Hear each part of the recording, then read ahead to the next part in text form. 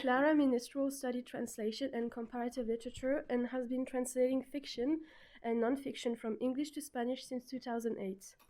She has translated about 25 books, including The Fire Starters by John Carson. During that time, she has also held other positions in the arts sector and worked in commercial translation. Since 2018, she has overseen a mentoring scheme for emerging translators in collaboration with the Spanish Association of Literary Translators.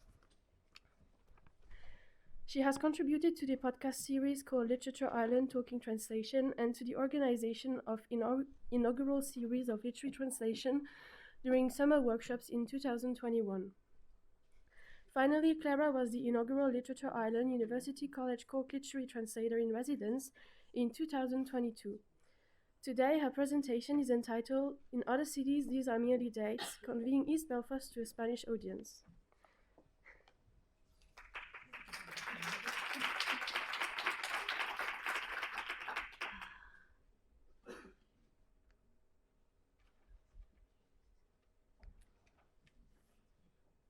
Okay, thank you very much. Thank you to the organizers, first of all, for the invitation. And thank you to Jan, of course, because none of us would be here without you, so that's great. I didn't hear the presentation, but I guess they said I'm a literary translator. I work from English into Spanish, and I had the pleasure to translate The Fire Starters into Spanish exactly 3 years ago now. And it's the only one of Jan's books that I have translated so far, hopefully not the last. And it's been a really, really important and special project for me for many reasons, not least because I got to work with Jan, which has been fantastic, but also it really sparked a huge interest in Northern Ireland for me. So in the last 3 years, I've almost done a total immersion in Northern Irish culture and literature. I even moved to Belfast. I lived there for a few months earlier this year. And I think none of this would have happened if I hadn't translated The Fire Starters.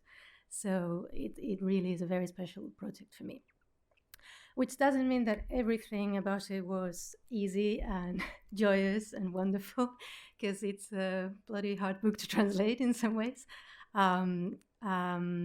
There were multiple challenges and difficulties, of course, and I could have chosen a number of things to talk about today, but I decided to focus on the challenge of translating cultural references in The Fire Starters, and specifically the challenge of conveying a very specific cultural setting to an audience which is not necessarily very familiar with it. I think, in fact, that's where we need to start from the fact that, generally speaking, of course, the knowledge that Spanish people have of Northern Ireland today is fairly limited, I would say. I realized when I was translating The Fire Starters that as a translator from English, I had been really spoiled because I had rarely had to deal with a situation where the context that I'm dealing with is very alien to Spanish readers. Say, if I'm translating a novel and it's set in the States or in England, chances are that I will rarely find myself in a situation where there's a lot of cultural references and a lot about that context that the Spanish readers are not familiar with. That's cultural imperialism, I guess, and the fact that we are bombarded by content from certain English-speaking areas, but not from others. So really, The Fire Starters was one of the first times when I had to deal with a very different situation, a cultural context that is very poorly understood in the context where the translation is going to be read. And I am very, very careful not to consider my readers more ignorant than they are. I think that's important. But I think it'd be hard to argue that the average Spanish reader has a nuanced and deep understanding of this Northern Irish context that we're dealing with. I'm not even talking about Protestant culture here or the Protestant community. I'm talking about Northern Ireland in general. If we talk about the Protestant community in particular, or if we talk about the unionist perspective on things, then that's even worse. That knowledge is even poorer. for many reasons that I won't go into, although they're very, very interesting and important. Maybe we can talk about them later during the discussion. So I'm going to focus on the challenges of translating a book where all this Northern Irish context is very important and yet poorly understood in the target culture. I want to emphasize, however, that obviously the book works on many different levels. And I know that a lot of Spanish readers might not fully get the political dimension, maybe, or maybe they won't understand some of the cultural issues at play. And still they really connect with what is ultimately a very universal story about fatherhood. However, my role as a translator is to convey that cultural context as well. We don't just translate words. So my job is to make sure that that context is also understood as much as possible. So what do we do with cultural references that are not recognizable to Spanish readers at all?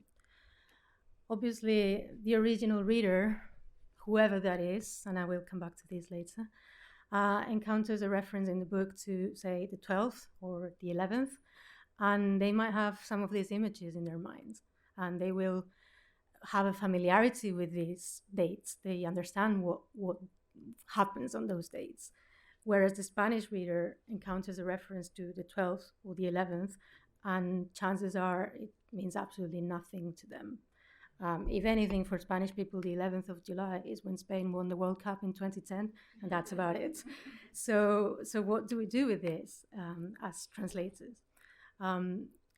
If we accept the general rule that translation should generate a similar effect in its reader than the original text generates in its reader, then how do I manage this?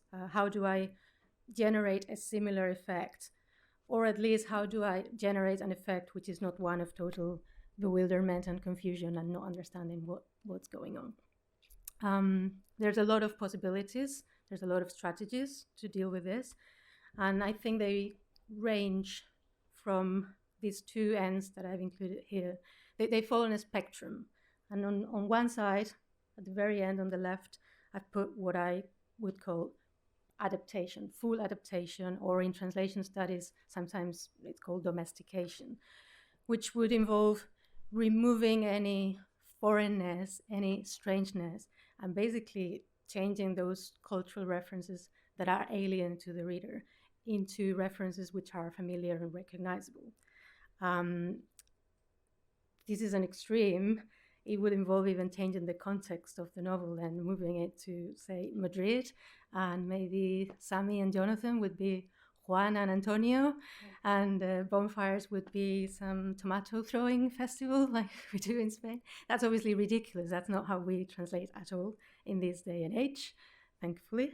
But just so that you get the idea of what I mean by the very end, the full adaptation strategy. On the other end, we have the opposite, which is no adaptation whatsoever, or what sometimes in translation theory would be called foreignization. That would involve not changing any references, having no intervention whatsoever, keeping cultural references exactly as they are in the original, with no help of any kind for the readers to understand. Ultimately, what we do, obviously, is we adopt strategies that fall somewhere in between. And what I've done is I've selected a few examples from the text so that we can see where they fall on this line, so that we can see roughly what my approach was. Towards this end of the spectrum, the adaptation side, there's no examples in the novel, you'll be glad to hear. So yeah, there's no examples where I changed the reference or completely removed it to make it more transparent or understandable for the Spanish readers. So there's no examples there. We need to move along the line further to the other end to start finding examples. First, I've included what I would consider explicit interventions, and I'm talking here about translators' notes. So I admit my failure here because I did use them. And translators' notes are a very complex issue. We could talk about them for hours. And I generally don't like them at all. I avoid them. I only ever use them if I feel they're absolutely necessary. And I used 3 notes in this novel, which is a lot. Most of my translations of fiction will have none. So basically, I use them when there is something in the original text which is understandable for the original reader, not for the reader of the translation. And for one reason or another, it's not something that I can clarify in the text itself. So I use a footnote to provide an explanation of that reference for the reader. And what I did in this novel, the strategy that I used with translator's notes was, I thought, well, if I'm going to have to use a note here, I might as well include a little extra information, which is not strictly necessary for that specific reference, but which is going to help the reader with the novel as a whole or with other parts of the novel. So yeah, once I've admitted defeat and I'm including one, then I might as well make it as useful as I can. So you'll see in the examples that I made them a little longer than necessary, because they would provide some information about the general cultural context that the Spanish translator is lacking. There's a reference in the book to the song The Sash, which wouldn't mean anything to Spanish readers. It's important to understand what the sash is, to understand what's going on in this scene in the book. The fact that they say to the drivers, sing that song, or if not, we're going to shoot you. Well, if the reader doesn't understand what the sash is, then it's a problem. So I included that note there. I've translated it back into English at the bottom so that everybody can read it. And as you can see, I could have just explained what the sash is, but I included another sentence where I mentioned the Orange Men and the parades and the 12th of July. Again, that's not necessary to understand that specific reference, but it's providing information to the reader that will help them with other parts of the novel. So again, once the note is there, you might as well use it, use the opportunity to provide that information. There's a note that for the phrase no surrender, which I thought was necessary because otherwise the last sentence in the next paragraph wouldn't be understood at all. There's a mention of nostalgia and wheeling out the mother tongue. So I provided an explanation of what no surrender involves. And again, it's a little longer than strictly necessary, but again, it helps the reader with the general context. There's a third note which explains the symbolism of the color orange in the novel, or in Northern Ireland, because there was a risk there that Spanish readers would completely misunderstand that, especially because there's a political party in Spain that uses the color orange. So it was going to be too confusing. And again, in the note, which I included, I even explain what unionism means, because believe it or not, a lot of Spanish people won't know what unionism means, and unionism is mentioned in the novel, so we might as well help the reader a little bit with that. Then we've got some examples of what I've called softer interventions. And in these examples, I've added something that wasn't in the original text, or I've rephrased something slightly to make it more transparent. So there's a degree of intervention, but it's very, very subtle. The reader won't necessarily notice the translator's presence there, but it's helping them to understand certain things. For example, a reference to the 12th becoming the 12th of July gives a bit more information. The fact that it's written with capitals, capital D and J, is also telling the Spanish reader that it's some sort of holiday, it's a festivity of some kind. So again, they might not know what the 12th really involves. They might not have those images in mind that we were looking at, but at least they're not completely lost as to what's the 12th. Or the Battle of the Somme, because again, the Somme might be a little too ambiguous. Or the last example there for Spanish people who know nothing about Belfast, the young lad from the Falls doesn't tell them that this lad was a Catholic. And the reason why Sammy is annoyed that this young lad from the Falls got a promotion over him, which is what he says, is because of the area where he's from and the fact he's a Catholic. If you don't tell this to the Spanish reader, they will miss all this information. So there's that small intervention there. Or in this example, I'm glad that Dominique also raised this. I hope that some Spanish readers would recognize George best, so I didn't clarify that he's a footballer. I did change Georgie to George, though, because no one would call him Georgie in Spain, and that would make it confusing. So I kept George. But anyway, what I wanted to show you here is that there's no reference to the word mural in the original. It's talking about murals, but it's implicit. And for people who don't know Belfast and the importance of murals, it might be too ambiguous and too confusing. So in the Spanish translation, I introduced the word mural just to make things a little easier to follow for the Spanish reader. And now we get to the very end of the spectrum, which is where there is no intervention, where I've left things exactly as they were in the original text with no help. And of course, there's a possibility there that some readers won't get some of the references. That's true, but that is a conscious decision. I will talk about it in a bit. So, for example, people think the East is red, white, and blue. Some Spanish readers won't necessarily think of the flag and the fact that it's a unionist area. It might go over some of their heads. Some of them will, of course, but in that case, that's how Jan wrote it, and that's how I left it also in Spanish. I haven't included the Spanish translation because it's a literal translation of this. For example, the people in East Belfast think that these tall bonfires will be a statement, and they want that statement to be heard or seen from Dublin. Some Spanish readers also might not fully understand why from Dublin, what are the political implications of this. And again, I haven't provided all that information for the reader. I will let them to work it out themselves. There's a reference to the Red Hand of Ulster there, which we saw this morning in Jan's presentation. Again, no explanation there. Some Spanish readers won't get this. And there's a reference to the Orange Order and the year 1690. 1690 is hugely important in the Protestant community, and it's a date that everybody recognizes and they know what it implies. Spanish readers won't necessarily know all that, but again, I didn't provide an explanation there or a note or something telling them all this information about 1690. So if you look at these examples, particularly the last few ones, but even some of the others, you might think that there's just quite a lot of things here that are going to go over the Spanish readers' heads, and that's true. But as I said, it's a conscious decision, and it's based on several considerations.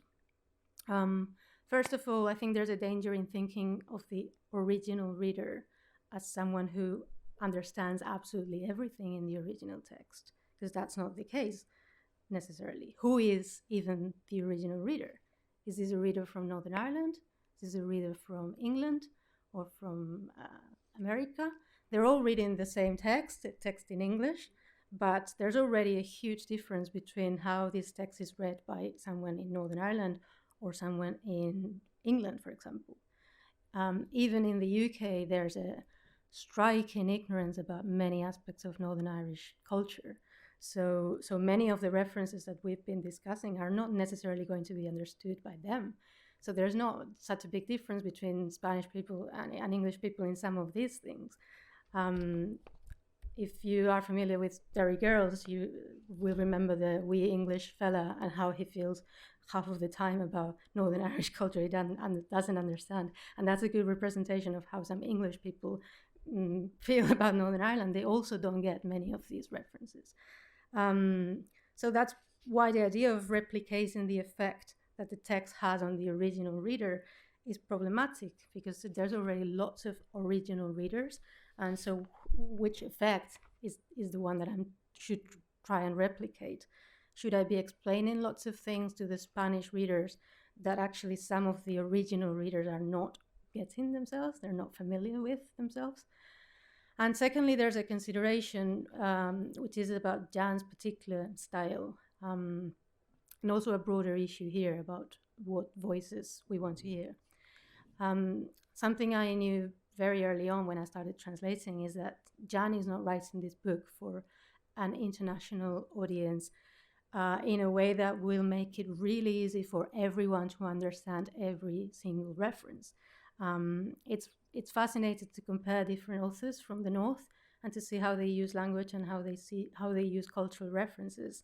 For the sake of comparison, I brought a couple of examples from other books where you can see authors using cultural references in a very different way. They include a cultural reference and a long explanation about the reference. For example, the UVF at the bottom, you've got in brackets a long explanation of the Ulster Volunteer Force, an illegal Protestant paramilitary group.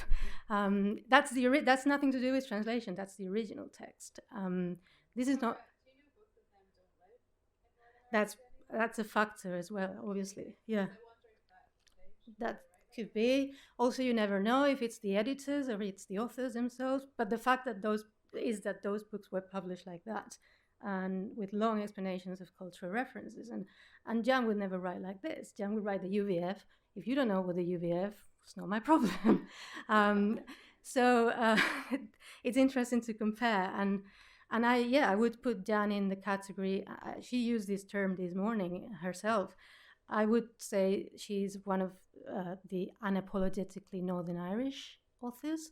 There are authors who are not prepared to write their books in a way that will be palatable to, say, English readers or American readers. They use language in the way they use language in Northern Ireland. If some words are not understood by readers in other places, they don't necessarily avoid them or explain them.